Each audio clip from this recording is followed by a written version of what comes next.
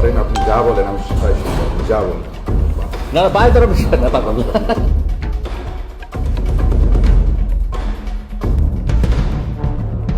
গত 10 জুলাই যুগান্তর পত্রিকার শেষ পাতার হেডলাইন, জাল সনদের কথা স্বীকার করে ক্ষমা চাইলেন অধ্যক্ষ, আয়কর নথিতে কোটি কোটি টাকার তথ্য গোপন। এই সংবাদ যাকে নিয়ে করা তিনি আনিসুর রহমান সোহাগ। তার প্রথম এবং সবচেয়ে বড় পরিচয় বহুমুখী প্রতারক। দৈনিক মাতৃভূমির খবর নামে একটি আন্ডারগ্রাউন্ড জাতীয় পত্রিকার সম্পাদক এবং এভারোজ ইন্টারন্যাশনাল স্কুলের অধ্যক্ষ।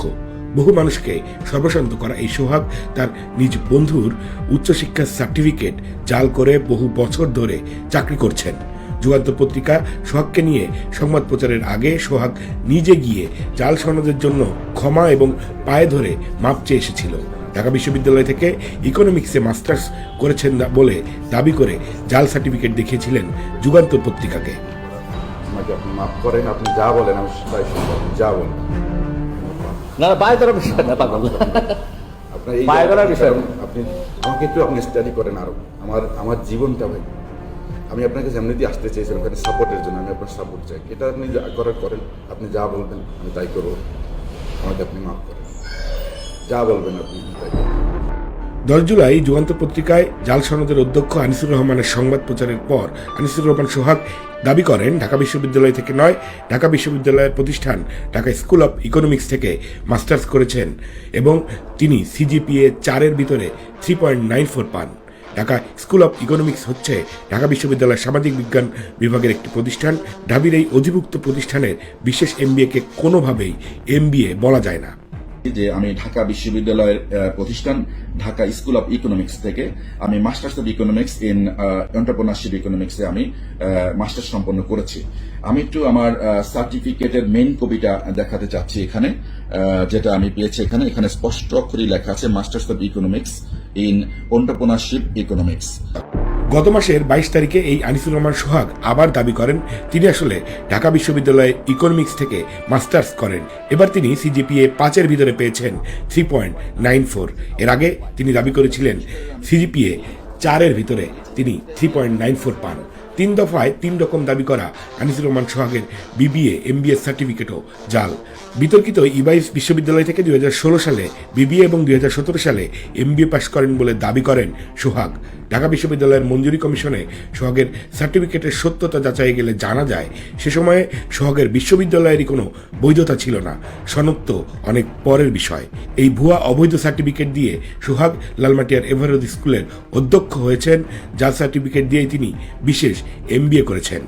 ঢাকা বিশ্ববিদ্যালয় মাস্টার্স অফ ইকোনমিক্সে আমি 3.94 পেয়েছি আউট অফ 5। 4টা সেমিস্টারের আমি 3টাতেই 4 আউট অফ 4 পেয়েছি, একটাই গিয়ে আমি 3.75 পেয়েছি। ওভারঅল আমার সিজিপিএ হচ্ছে 3.94। এদিকে ঢাকা বিশ্ববিদ্যালয় থেকে অর্থনীতিতে মাস্টার্স করার বিষয়ে খোঁজ নিতে গিয়ে জানা যায় ঢাকা বিশ্ববিদ্যালয়ের অঙ্গীভূত প্রতিষ্ঠান ঢাকা স্কুল অব ইকোনমিক্স থেকে বিশেষায়িত মাস্টার্স কোর্স সম্পন্ন করেছেন সোহাগ, অথচ ঢাকা বিশ্ববিদ্যালয় থেকে ইকোনমিক্সে মাস্টার্স করেছেন বলে প্রচার করেন সোহাগ। ইদানিং এই বাটপার দাবি করছে মালয়েশিয়ার পোত্রা ইউনিভার্সিটি থেকে পিএইচডি করছেন তিনি। ঢাকা বিশ্ববিদ্যালয়ের আইবিএ থেকে এমডিবি করেছি হিউম্যান রিসোর্সের উপরে সেম সার্টিফিকেট দিয়ে, এবং এই সেম সার্টিফিকেট দিয়ে আমি এখন মালয়েশিয়ার ইউনিভার্সিটি পুত্রা বিজনেস স্কুলে আমি পিএইচডি করছি। এই সেম মালয়েশিয়ার অন্যতম পাবলিক এই বিশ্ববিদ্যালয়ে আনিসুর রহমান সোহাগের পিএইচডি কোর্সের খোঁজ নিতে গিয়ে তার ছাত্রত্বের কোনো অস্তিত্ব পাওয়া যায়নি। ইউনিভার্সিটি পোত্রা মালয়েশিয়ার কর্তৃপক্ষের সাথে আনিসুর রহমান সোহাগের ছাত্রত্ব নিয়ে খোঁজ নিয়েছেন সাংবাদিক মুনোয়ার আলম। তিনি যা জানালেন তা একটু শুনে নেই। উনি ইউপিএম এর কথা লিখে রাখছে, কিন্তু এই ইউপিএম এ আমি যখন গিয়ে খোঁজ নিলাম ওখানকার বাংলাদেশি যে কমিউনিটি যারা পিএইচডি করতেছে তাদের সবারই আমি ছবি দেখাইলাম, তার নাম বললাম, তারা কেউই তাকে চেনে নাই বা কখনো আগে দেখে নাই। এবং এর মধ্যে থেকে একজন আমাকে ওই জায়গার যে অফিস সেখানেও নিয়ে গেল, তারাও বলতে পারলো না যে এই ধরনের তাদের আদৌ কোনো পিএইচডি স্টুডেন্ট আছে কিনা। তো এই জায়গা থেকে সাধারণত যেটা হয় যে বাংলাদেশি যে কমিউনিটি থাকে পিএইচডি স্টুডেন্ট এখানে খুবই ছোট থাকে ইউনিভার্সিটি গুলোতে, সো একজন আরেকজনের চেনে, কারণ নিয়মিত তাদের ওখানে ল্যাবে আসতে হয় বা অন্যান্য কারণে। সো এই জায়গা থেকে একেবারে স্পষ্ট সে আদৌ এখানকার স্টুডেন্ট না। আর দ্বিতীয় কারণ হচ্ছে যেহেতু তার সার্টিফিকেট ফেক, তার যদি এখানে ভর্তি হইতে হয় সেক্ষেত্রে যেটা করতে হয় শিক্ষা মন্ত্রণালয় এবং পররাষ্ট্র মন্ত্রণালয় থেকে সিল ছাপ্পর এগুলো মেরে তারপর হচ্ছে গিয়ে জমা দিতে হয়, সেটা আবার এখানকার ইমিগ্রেশন চেক করে। সো ফেক কাগজপত্র দিয়ে এখানে ভর্তি হওয়ার সুযোগ আসলে নাই, কাজেই সে এখানকার পিএইচডি স্টুডেন্ট না। কে এই আনিসুর রহমান সোহাগ? তার বহুমুখী প্রতারণা, জালিয়াতি নিয়ে দেশের বিভিন্ন গণমাধ্যমে নিউজ হয়েছে।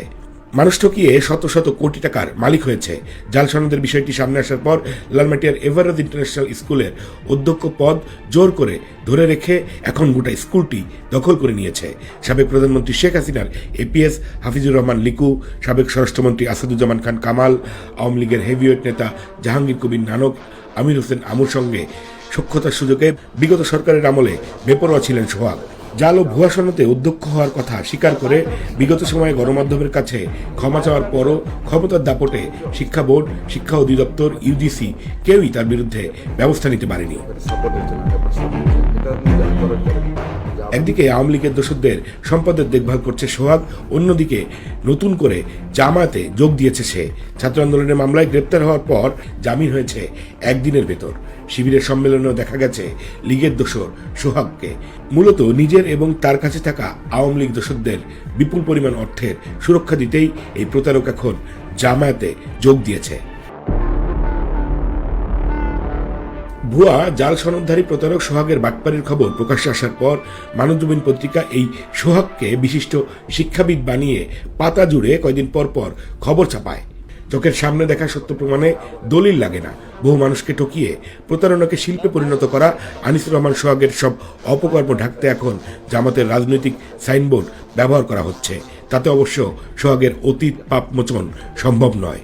আনিসুর রহমান সোহাগের একটি আন্ডারগ্রাউন্ড জাতীয় দৈনিক পত্রিকা রয়েছে, যেটির নাম দৈনিক মাতৃভূমির খবর। সেখানেও আছে নানা বাটপাড়ি। সেসব থাকবে দ্বিতীয় পর্বে। না না, পায়ে ধরার বিষয় না পাগল। আপনার এই পায়ে ধরার বিষয়। আপনি আমাকে একটু আপনি স্টাডি করেন আরো।